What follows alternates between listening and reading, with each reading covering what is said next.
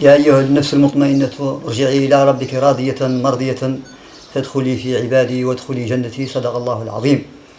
بمناسبة مرور 30 شهرا على اغتيال الشهيد سعيد سيدي أحمد عبد الوهاب دنبر، هذه الجماهير الصحراوية أتت إلى منزل عائلة الشهيد لتؤازرهم وتقف معهم وقفة رجل واحد.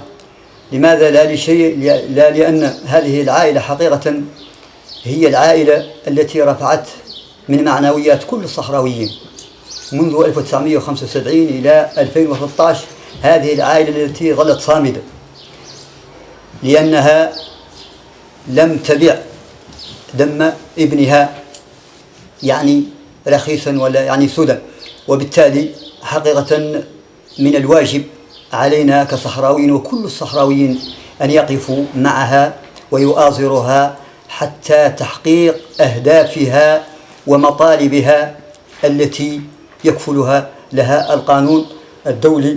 وبالتالي يعني هذا التآزر سيبقى مستمرا ومتواصلا حتى تحقيق هذه الأهداف التي هي حقيقة إن كانت أهداف هذه العائلة، ولكن بالتالي هي أهداف كل الشعب الصحراوي، لأن سعيد دنبر حقيقة ابن كل الصحراويين وليس العائلة الصغيرة فقط. والدولة المستقلة هي الحل، وكل الوطن أو الشهادة. والسلام عليكم ورحمة الله تعالى وبركاته.